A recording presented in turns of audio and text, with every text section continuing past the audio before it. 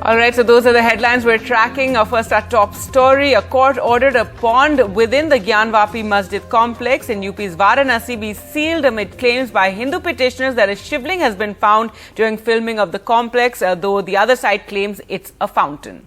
The court mandated 3-day videography survey of the Gyanvapi Mosque complex ended yesterday amid tight security and restrictions a day before the next hearing. Our ground report from Varanasi. Tensions over this spot in one corner of the Varanasi Mandir Masjid complex rose today, with a local court ordering a pond or well to be sealed after claims by a group of Hindu petitioners that a court-ordered survey had found a shivling. A lawyer representing a group of Hindu women who have sought year-long access to pray at the shrine behind the mosque went to court seeking the water body which is used for the wuzu or purification ritual before prayers to be sealed. बाबा मिल गए, इससे बड़ा समाचार कुछ नहीं। जिन खोजा तिन पाइयां गहरे पानी पैठ, इससे आप लोग समझ रहे हैं कुछ? As soon as the survey work was completed, the supporters of the group of Hindu petitioners came out chanting Har Har Mahadev. आपत्ति लगाई थी कि ये पानी को हटवाया जाए, हटवाने के बाद इसकी रिकॉर्डिंग की जाए। पानी हटवाया गया तो वहाँ एक शिवलिंग पाया गया। The Varanasi district magistrate has ordered that the water body is not used by anybody for now. However, the Muslim side rejects the claim of shivling and said that what the Hindu petitioners are calling shivling is actually a fountain, part of the wuzu. जिसे शिवलिंग कह रहा है हिंदू पक्ष, वो असल में फुवारा है। वो असल में फुवारा है और उसी फुवारे के नाम पर ये लोग जो है पूरे देश को गुमराह कर रहे हैं। The matter is politically contentious as well. Asauddin Owaisi of the AIMIM has drawn parallels with the Ayodhya Ram Janmabhoomi Babri Masjid dispute. This is a complete textbook style of what happened when Babri Masjid was taken away by Muslims. Sealing that area and allowing only 20 people to do namaz over there is a blatant violation of 91 Act. जब मामला court कचहरी में पड़ा है, कचहरी के आदेश पर कुछ काम किया जा रहा है, तो उसमें खलल डालने का और उसमें माहौल खराब करने का काम ना करें। Tuesday is going to be very important for this matter. Here in Varanasi, the court-ordered survey will submit its report. And in Delhi, the Supreme Court will hear petitioners demanding a stay on the survey of the Gyanvapi Mosque. Key arguments against it are that it violates the 1991 Places of Worship Act, which says status quo should be maintained, upheld by the 2019 Ayodhya judgment. With Saurabh Shukla, Bureau Report, NDTV.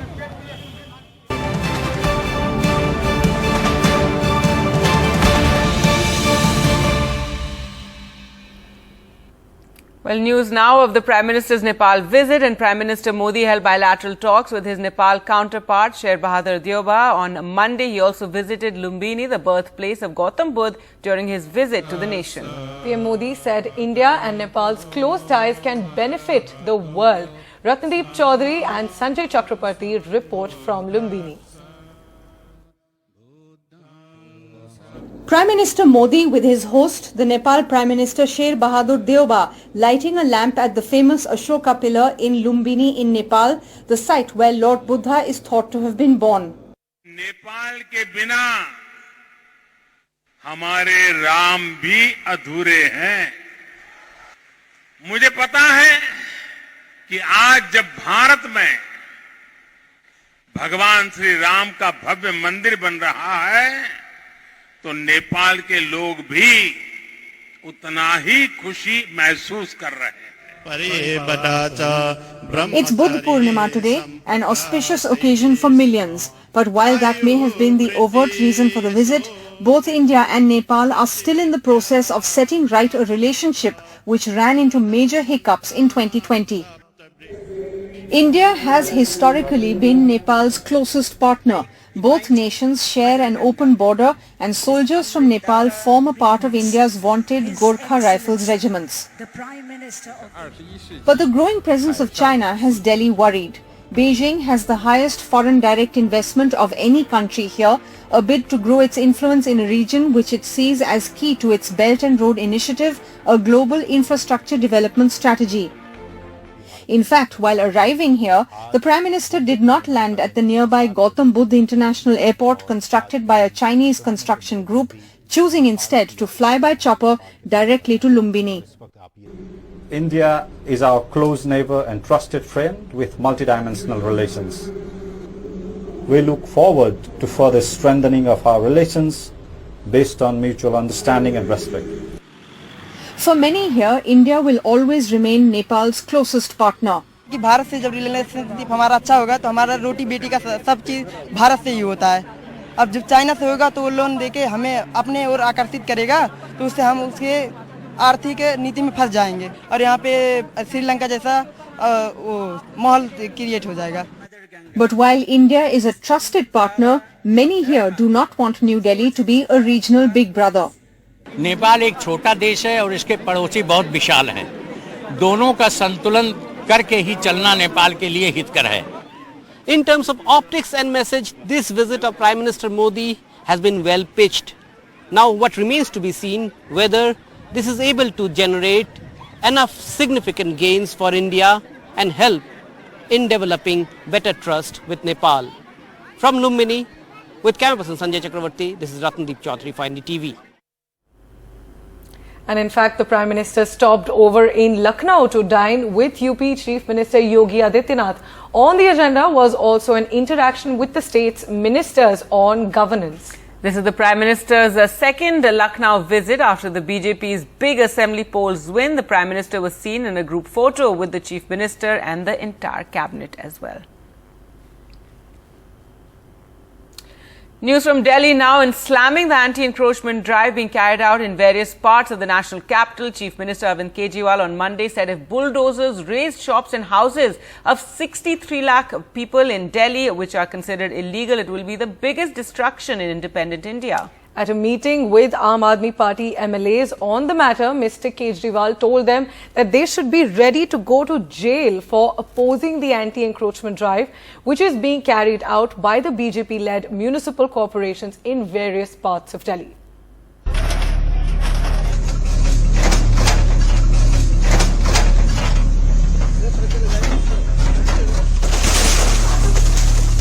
It's now the Aam Aadmi Party versus the BJP on bulldozers in the countdown to Delhi's municipal elections. The Delhi Chief Minister today spoke out against the current bulldozer drive in Delhi, a month after the Jahangirpuri demolitions. After a meeting with all Aam Aadmi Party MLAs in Delhi, his message was unambiguous. Stand with the people against bulldozers, even if it means going to jail. हम खुद भी अतिक्रमण के खिलाफ हैं. हम नहीं चाहते कि एनक्रोचमेंट्स होनी चाहिए, हम नहीं चाहते कि इलीगल बिल्डिंग्स बननी चाहिए, लेकिन इस तरह से बुलडोज़र चला के लोगों के घरों को और लोगों की दुकानों को उजाड़ना ये सही नहीं है. हम इसका सख्त विरोध करते हैं. अभी मैंने विधायकों की मीटिंग ली और मैंने उनको यही कहा है कि जेल भी जाना पड़े, डरना मत, लेकिन आपको जनता के साथ खड़ा होना. इस तरह से बुलडोज़र चलाना सही नहीं है. मुझे लगता है कि इससे Delhi's BJP President Adesh Gupta has responded. Kejriwal की चिंता वाजिब है कि वो आज बड़ा मासूम सा चेहरा लेकर आए और दिल्ली वालों को फिर उन्होंने वही डराने का काम किया. पूरी दिल्ली में बांग्लादेशी रोहिंग्याओं को बसाने का ठेका जिसको दिया है वो वही विधायक है जो बुलडोजर के सामने लेट गया था. With the elections to the civic bodies in the national capital are to be announced soon, the bulldozers have become the latest point of confrontation between the political parties. With camera person Pawan Kumar, this is Arvind Gunasekar for NDTV. And moving on, the big business news today. After setting the record for India's largest ever IPO, Life Insurance Corporation shares will debut on the stock exchanges today. Remember, the 21,000 crore rupee issue was subscribed almost 3 times, with the maximum demand coming from policyholders. Right, but will investors make or lose money? That's the big question. That is really the big question, Gargi, as markets have been volatile recently with inflation and soaring interest rates. So it's really, we're all looking looking forward to how the share performs on the market today. It will also affect market sentiment. Remember, the government diluted 3.5% of its equity in the insurer with this IPO. NDTV Sakshi Bajaj reports on what market experts are watching out during the listing.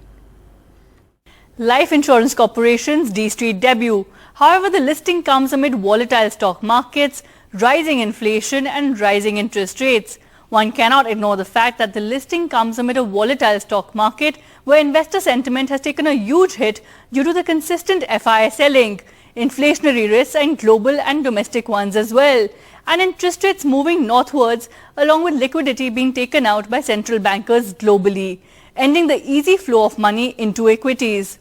What experts also want to keep an eye out on is the medium-term to long-term outlook for the stock. And of course, they seek a brand like LIC to give them returns beyond the short period of investing, which shouldn't deter their mid to long-term goals of wealth creation. Well, the LIC IPO is listing in very interesting times, marked with volatility, inflationary pressure and geopolitical pressure on account of Russia and Ukraine. Market participants and investors should not and may not expect very big gains on the listing day, as they're investing not for short-term capital gains but for long-term wealth creation. And LIC will help you achieve that.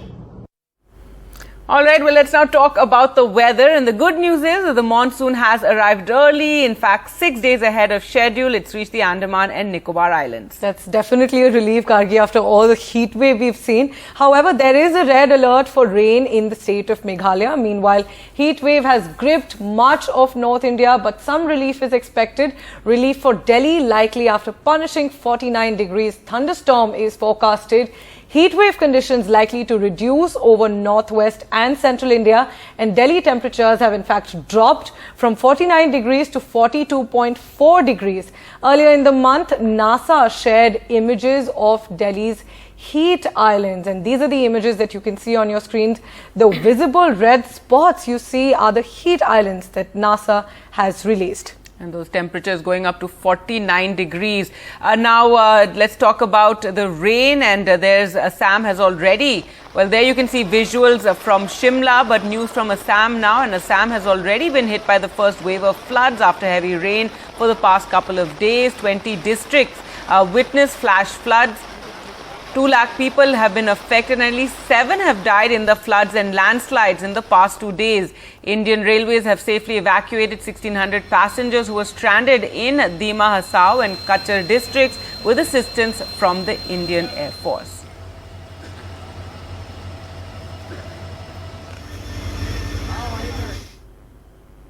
And moving on, a Marathi actress has been arrested and she faces multiple cases after objectionable posts against NCP chief Sharad Pawar. Right, it's been very controversial. What she wrote about Sharad Pawar was very personal and very condemnable, but does she deserve to be arrested? That is what many people are pointing out. A student was also arrested for a similar post. NCP workers protested against the demands, and in the meantime, a video of NCP workers assaulting a BJP spokesperson have also gone viral on social media.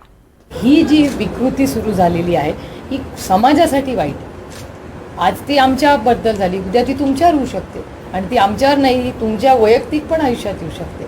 आणि अशी जी प्रवृत्ती आहे ही कुठल्याही समाजात जगामध्ये ती फार चांगली किंवा सुसंस्कृत, त्याला कोणी डिफेंडच करू शकत. Backing the action against actor Ketaki Chitale, Sharad Pawar's daughter and Baramati MP Supriya Sule said she could not support a post which implied her 80-year-old father is near death, and that the law will be the final arbiter of the arrest of the actress who has worked in Marathi serials and films. The post shared by the actress on Facebook led to huge political protests over the weekend. After she was arrested, Ketaki Chitale had black ink thrown on her by NCP workers. She's also now had cases for defamation and promoting enmity in several districts like Mumbai, Pune, Dhule and Nashik. Her phone and computers were seized by the Thane police and she will stay in police custody till Wednesday. उन्होंने जो post किया था वो post कौन से device से किया था उसका इंक्वायरी करना है और वो जो भी डिवाइस है वो सीज करना है. Maharashtra politicians across party lines including Devendra Fadnavis and Raj Thackeray have called for action against the actress. But Cabinet Minister Dharmendra Pradhan tweeted questioning Champions of free speech today are real threats to freedom of expression and plurality, from MVA to the AAP to TMC. This despite similar action against independent MLA Jignesh Mevani and many others by BJP-ruled governments. Apart from the actress, a student Nikhil Bhamre has also been arrested for posting a different objectionable post on Sharad Pawar. It is clear in today's politics, Twitter and Facebook are the new battlegrounds, with parties across the spectrum displaying very little tolerance. With Pooja Bhardwaj and Saurabh Gupta, Sakshi Bajaj for NDTV.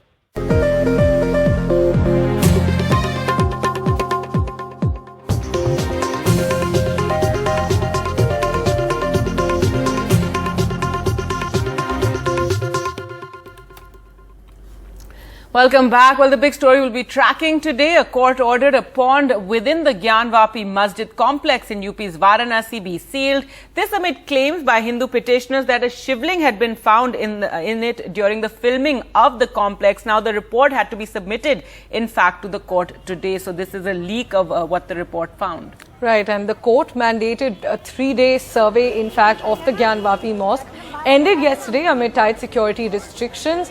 A day before the next hearing, which is today at the Supreme Court, a plea against the survey will be heard by the Supreme Court and arguments are expected today.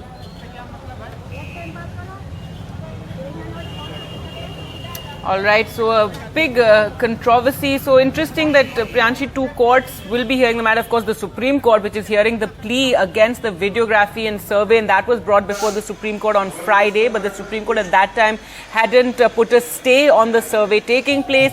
Meanwhile, the local court in Varanasi hearing the matter, the court that ordered the stay, that ordered the survey. And yesterday, when these allegations or these claims were made that a shivling was found, the lawyer for the Hindu side, the women who want the right to offer prayers in one part of the mosque, he then went back to the local court, and the court did order that the area around the pond be cordoned off, and he ordered the DM do that. So today is when the survey findings will be presented before the local court. But at the same time, the Supreme Court hearing the matter about the entire issue of the survey itself.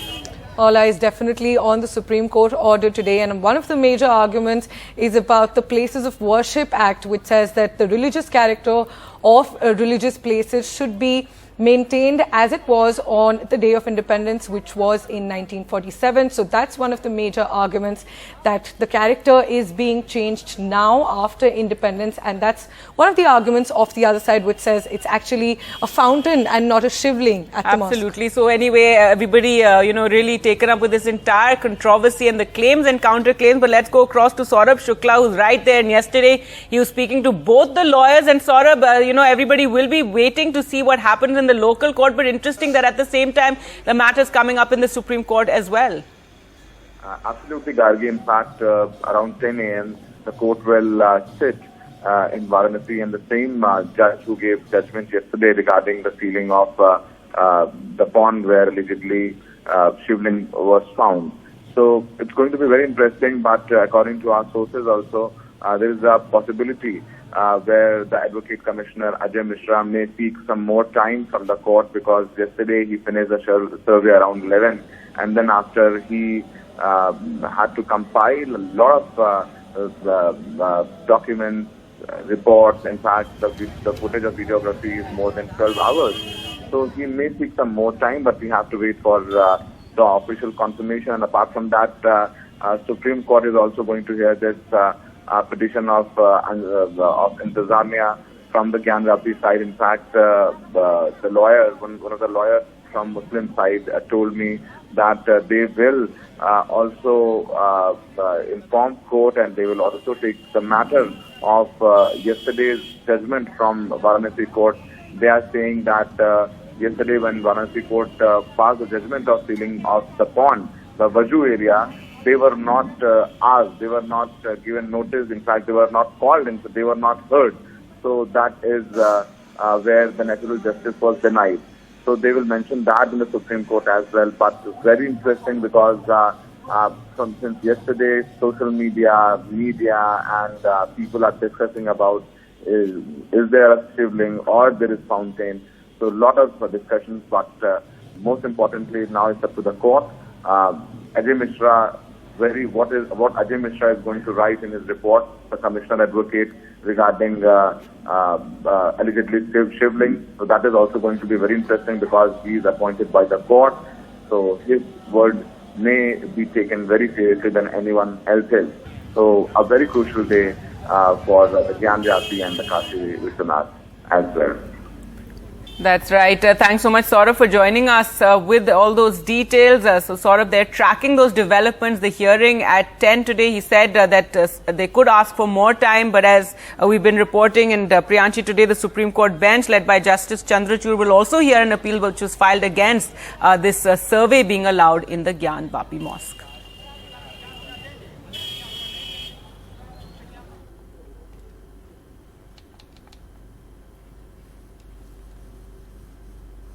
And moving on to international news now, Russia warned on Monday that decisions by Finland and Sweden to join the NATO military alliance were serious mistakes and Moscow would take measures. That's right. This is another grave mistake with far-reaching consequences. Deputy Foreign Minister told reporters Moscow has warned Finland, with which it shares about 1,300 kilometers border, that it would take reciprocal steps.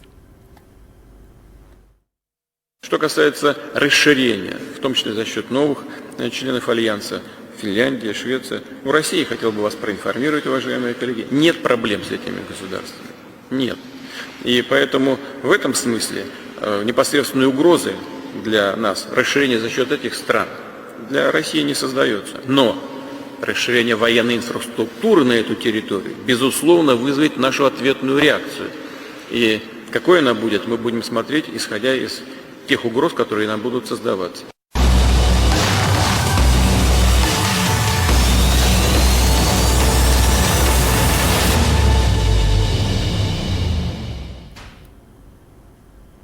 And the Indian embassy in Ukraine, which is temporarily out of Warsaw, working out of Warsaw in Poland, would be resuming its operation in Kiev with effect from 17th of this month. The embassy was temporarily relocated to Warsaw on 13th of March this year.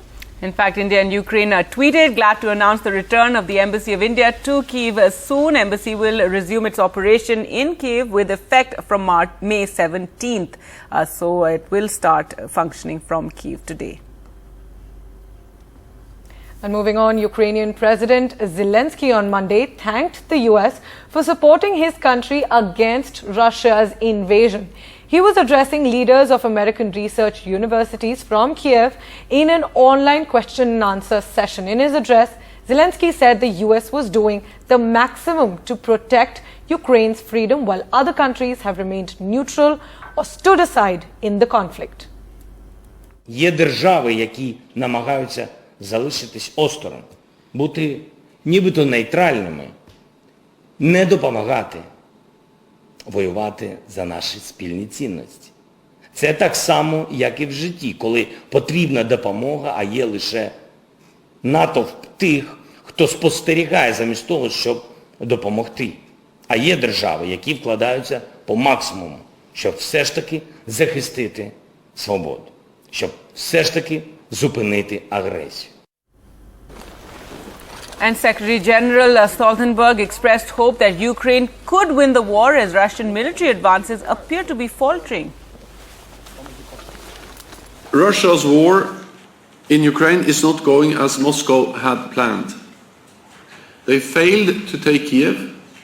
They are pulling back from around Kharkiv.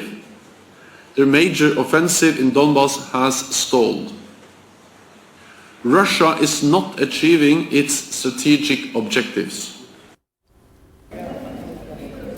And moving on, McDonald's is closing its doors in Russia, ending an era of optimism and increasing the country's isolation over its war in Ukraine. All right, so no more Big Macs there in Russia. The American burger giant confirmed on Monday that it's selling its 850 restaurants in Russia. McDonald's said it will seek a buyer who will employ 62,000 workers in Russia and will continue to pay those workers until the deal closes. McDonald's said it's the first time the company has ever de-arched or exited a major market.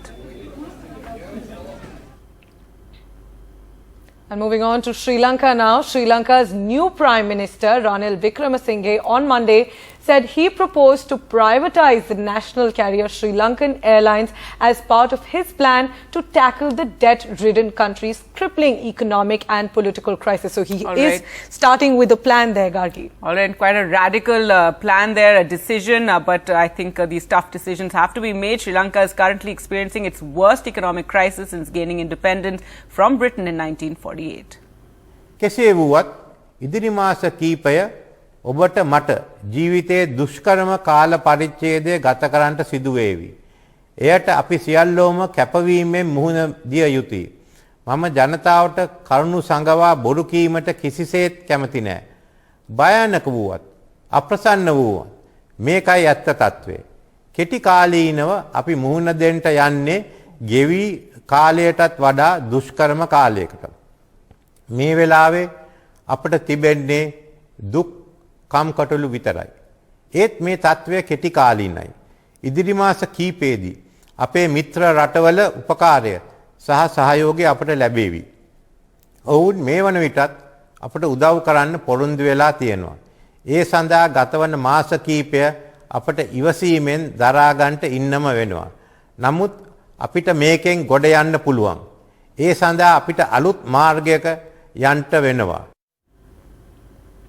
And news now from Afghanistan, where Taliban authorities in Afghanistan dissolved 5 key departments of the former US-backed government, including the country's Human Rights Commission, deeming them unnecessary in the face of a financial crunch. Afghanistan faces a budget deficit of 44 billion Afghanis, which is close to 501 million US dollars this financial year. Taliban authorities said this on Saturday as they announced their first annual national budget since taking over the war-torn country last year in August.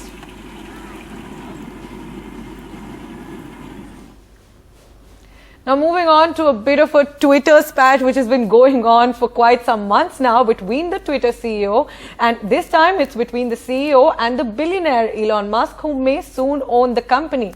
CEO Parag Agarwal tweeted a series of tweets explaining that internal estimates of spam accounts on the social media platform for the last 4 quarters were well under 5%. Now, responding to that that long thread in which he put out all these facts and explanations, Elon Musk criticism of the company's handling of phony accounts. That's what the tweets were in response to. But then Elon Musk, and take a look at that. There's no other way of saying it. He responds with a poop emoji. We'll just have to say that on air. But yes, that's what it is, a poop emoji. And then he goes on with further tweets saying, "Have you also just tried calling them these alleged fake bots?" We remember fighting fake accounts has been a cornerstone of Musk's bid to reform Twitter and his primary reason to buy the platform. So there a bit of a spat there, and this time between Twitter CEO and the man who may soon own Twitter.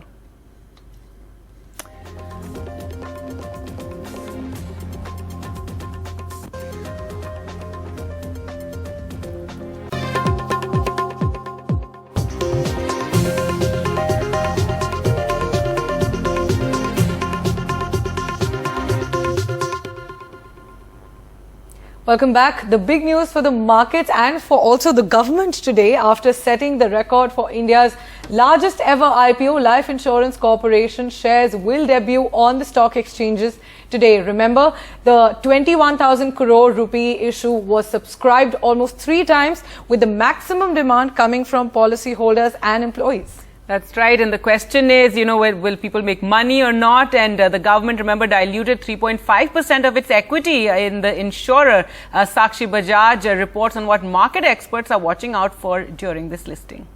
Life Insurance Corporation's D-Street debut. However, the listing comes amid volatile stock markets, rising inflation and rising interest rates. One cannot ignore the fact that the listing comes amid a volatile stock market where investor sentiment has taken a huge hit due to the consistent FII selling, inflationary risks and global and domestic ones as well, and interest rates moving northwards along with liquidity being taken out by central bankers globally, ending the easy flow of money into equities. What experts also want to keep an eye out on is the medium-term to long-term outlook for the stock. And of course, they seek a brand like LIC to give them returns beyond the short period of investing, which shouldn't deter their mid to long-term goals of wealth creation. Well, the LIC IPO is listing in very interesting times, marked with volatility, inflationary pressure, and geopolitical pressure on account of Russia and Ukraine. Market participants and investors should not and may not expect very big gains on the listing day, as they're investing not for short-term capital gains, but for long-term wealth creation. And LIC will help you achieve that. All right, so interesting times. We're now joined by Saket Misra, market expert, and Dhirendra Kumar, founder and CEO of Value Research. Dhirendra Kumar, first to you, what is your view today? The listing, a muted response is expected. What should investors do? No, hopefully, if it is little positive, that's good news, because when the issue started, when the issue was planned, since then, the market is falling, the rupee is falling, rising inflation. So, you think of a concern and it's there. So in that sense, the market, the sentiment has changed radically. And not to say that, the strengths of LIC far outweigh the weaknesses, the government being a owner of a company, that itself is one very damning thing. But besides that, one would to think that, it's the biggest, largest, biggest asset manager, biggest insurance company, the widest distribution, not so great product, which is great for the company, and now shareholders are going to own it. So, I dislike LIC's products, which means that it is great for the company. So in that sense, for the shareholders. So in that sense, and government is selling only a very small component of it. So they are not very greedy with this, because they have to keep coming back to the market, and this company is going to remain a government company. So I think, it's a very tricky thing what happens, but I think it is a great company to be held for a medium term despite being a government company. Right, so positive and tricky to give there. the response as well, or give the view as well on it, yes. Right, but let's in fact talk numbers so that the prediction can be right on facts. So what is the pre-opening trade signal about the listing, if I can get that question over to you, Saket Misra? Thank you, good morning, thank you for having me. Look, LIC right now in the grey market, there's supposedly a discount anywhere between 10 to 25 rupees on the listing price. I think what Sakshi said in the beginning covers it all. That it's not a stock to be traded by retail investors. They need to take a long-term or medium-term at least view on a company, which fundamentally is a market leader. And I am hopeful that with the government actually loosening some control over this company, it will become more professional, more technology comes in, more products come in, and it will provide value at the long end. I genuinely don't think the first few days of trading, which in any case are going to be volatile given where the markets are globally, is of particular importance for a share like LIC. Right. But not just in the short term, even in the long run, if we look at LIC, it has been losing its market share to its private peers. And there are concerns about the fundamentals of the company as well. So is it certain that LIC would make profits in the long run? Yeah. Go ahead, Dhiren, please. Yeah, I think, no, LIC was a monopoly and before the opening of the sector. So it is bound to, it is destined to lose market share. That's not the point. The point is that despite losing market share to smarter, newer competition, it is still growing, which I think is quite a remarkable thing. The only problem of LIC is that it is, it has modernized its back end, it has computerized or, automation, things like that. But I really feel that, LIC is way off. It is way too big, not very maneuverable, and when things comes to, they're not as questions, as customers become more demanding, they may not be able to serve them well. Right. So, Saket Misra, your advice is, those who have invested or the retail investors, not to get too worried about the debut right now and not, it's going to be up and down, and to wait it out for the longer term? Absolutely, Gargi. And I mean, I would sort of disagree a little bit with the other commentator, other panelist. My view is, yes, it is losing market share. But I think this is a chance for the government, first of all, to prove its credentials. If the government actually allows LIC's management to become more professional, no more calls from North Block in terms of helping prop up the market, etc., I think it portends well for the company. Profitability is likely to improve. I think they can get in new products.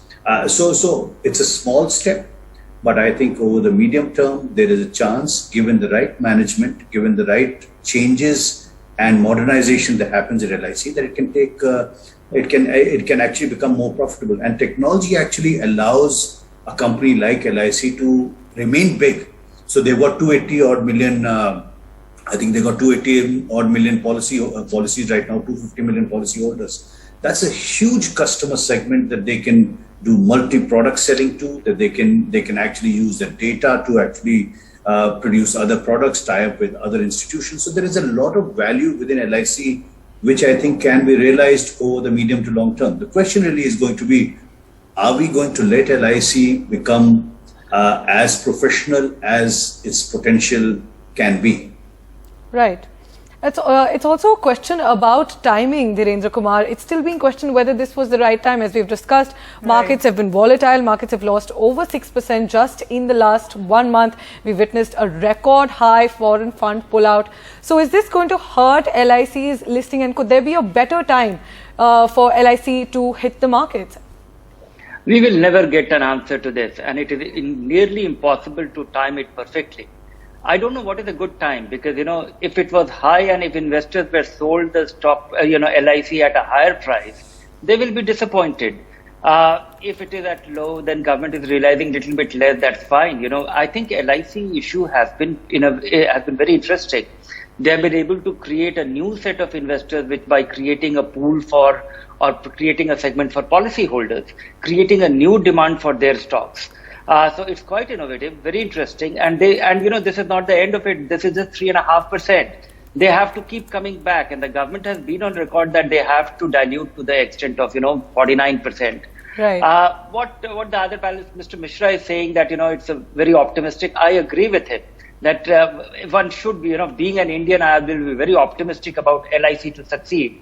But that is the optimism I have carried for State Bank. And when I look at all the kind of losers in the public sector component, segment, I've been very disheartened, disappointed as an Indian that these public sectors, they just don't really get up and get running.